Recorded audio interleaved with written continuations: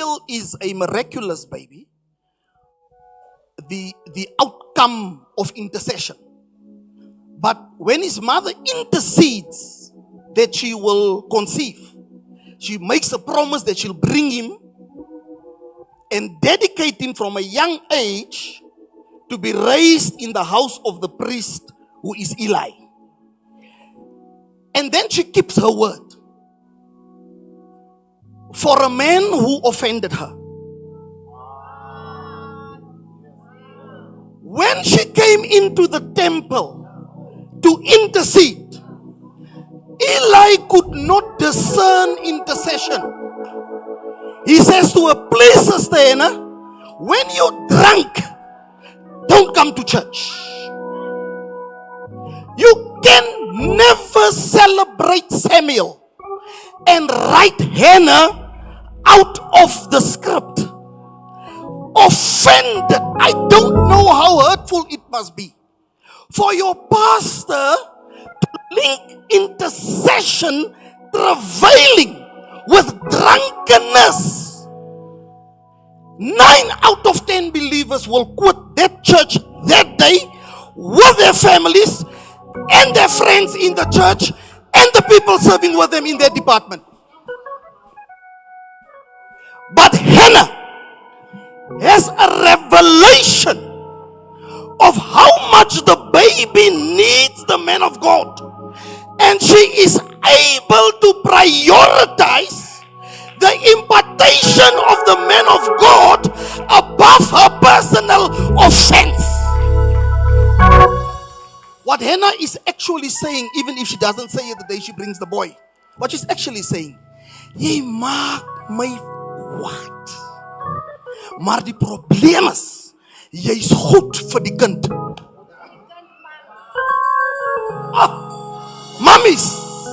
Mummies, you have to create a sanitized environment at home that when the name Luke van Vieren is uttered in your house, the context has to be pure and divine so that it's conducive for what the child must still receive from the gift.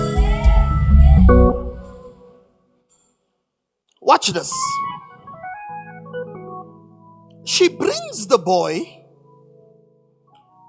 to a dysfunctional house. The man cannot govern his house. The Bible says the 2 sons, Hophni and Phinehas, there isn't English to describe them. Jy moet met hulle oor af, hulle is goddeloos. And ungodly is not the same strength. Goddeloos. He cannot run his house. The Bible doesn't give us the reasons.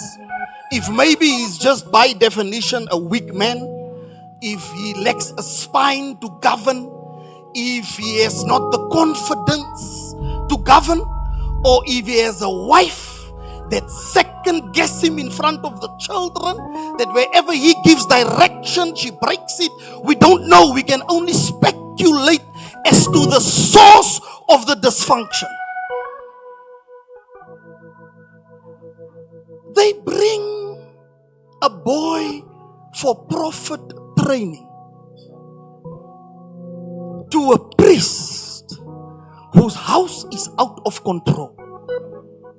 Come on now. Can we work with this for a second?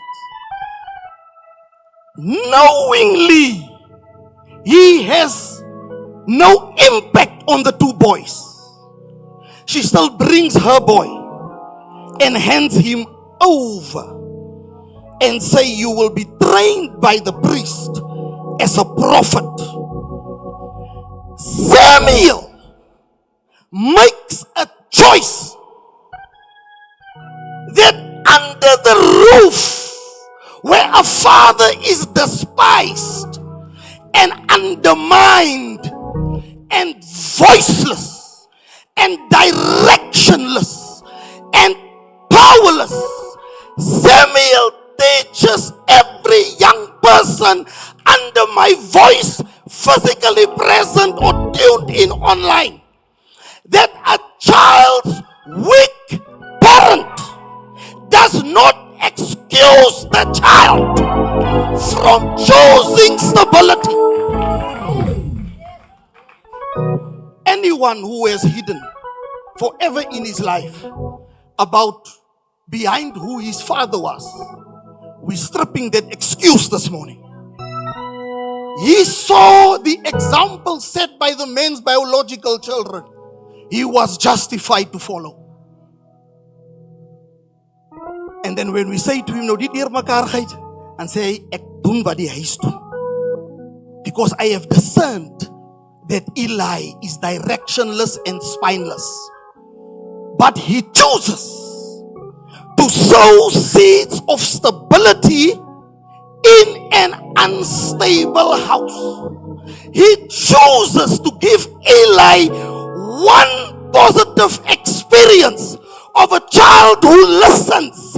He chooses to give Eli one positive experience of a child who obeys. He chooses to let Eli know the feeling of a child who honors and regards the authority that was set over him. Jy werk lekker saam man. Jy gooi man, jy gooi. Massa kind. Watch this, I'm closing. One night, Samuel wakes up and he hears Eli. And he gets up. Now, don't spiritualize it. No youngster gets up in the middle of the night without being irritated. So if I open my parents' bedroom door because they called me, I will show them my irritation. Yapa, I want them to know it's inconvenient. I want him to know whatever it is he called me for, I register my displeasure.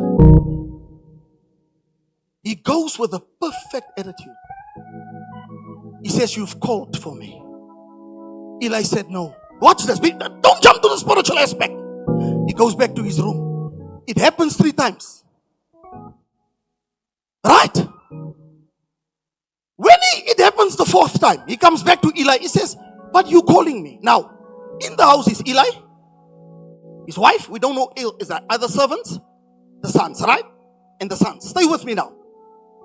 You and I have had experiences where we come out of the bedroom and we ask someone in the lounge, who was here now? Meaning we heard voices, but we couldn't identify the voice. So Samuel didn't hear voices. He heard Eli. He didn't go room by room asking who called for him. Is there water? Somewhere. Kan ek gou daar jive? Ek gee weer terug einde van die maand. Toe jy net hoor einde van die maand kry, jy sal nie gebring het. As my broer Machonisa, toe jy eers hoor ek sê, ek gaan terug gee. Dankie. Amen. Eli then makes the connection. It's God talking to this boy. And he says to him, go back. When you hear the voice again, say, speaketh Lord. Right? God spoke to Samuel only because when Eli spoke to Samuel, Samuel would hearken to his voice. Samuel demonstrated obedience to the father figure as a prerequisite for God to speak to him. There's many men. You don't have a lot of things to sort out in your life. You must simply go release your father from whatever sins. Here's the issue.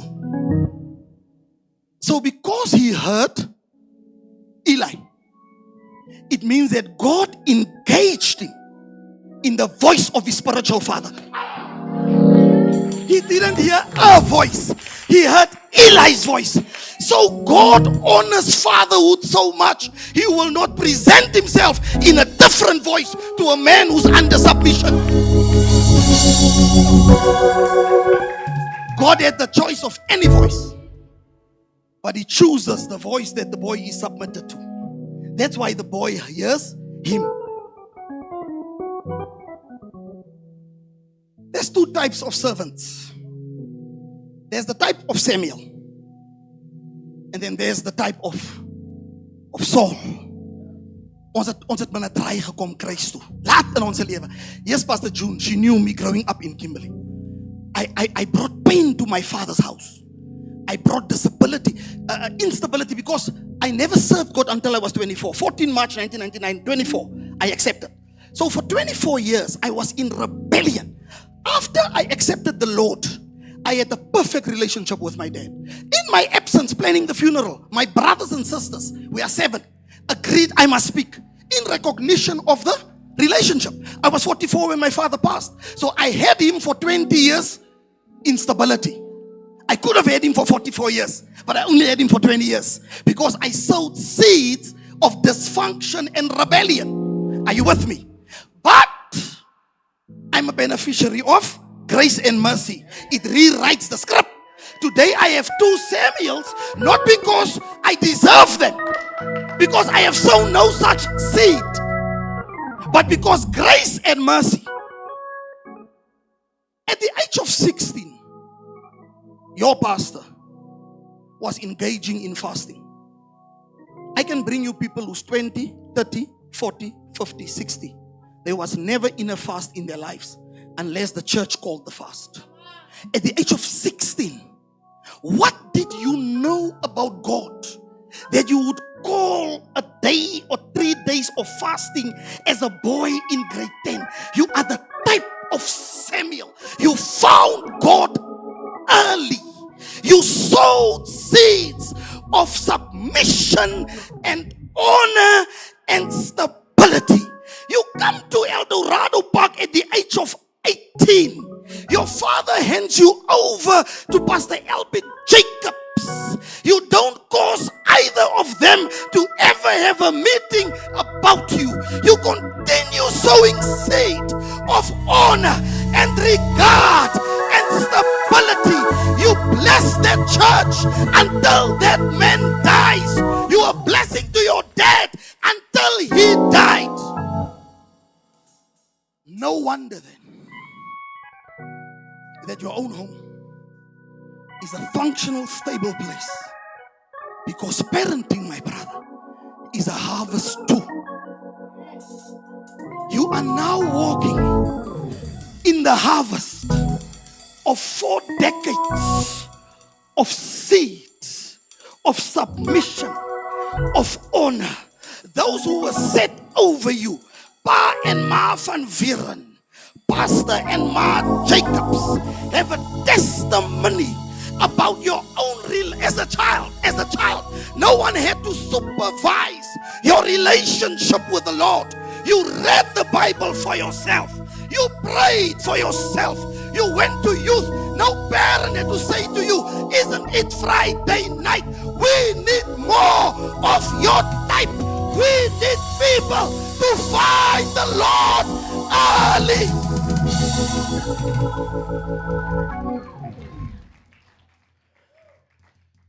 Last week, with that picture here, I'm a crybaby. I warned you when we met.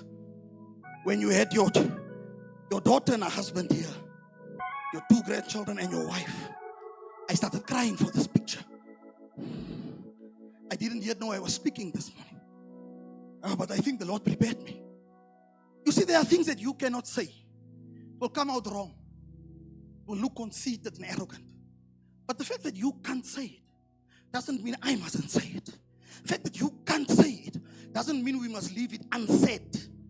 So that picture here of love and functionality and order, a son-in-law bringing his wife to come and ask for your release. We don't know them. We need to hang on to it. There are people here this morning who looked at that picture scripture last week, and they went back to their prayer rooms with new faith, new hope. They were quoting Jimmy Swaggart. Lord, what you've done for others, do for us. Reconcile our children back to us. Bring peace under this roof. Bring stability under this roof. Your son-in-law, you must not be amazed that he honors you so much. He's your harvest. 44 decades of sowing has caught up with you, and it's now paying time. You must not be shocked that Ezra and June came to you for spiritual oversight. They are your harvest, and they have merely opened the door. Extend your table, prepare for more, because it is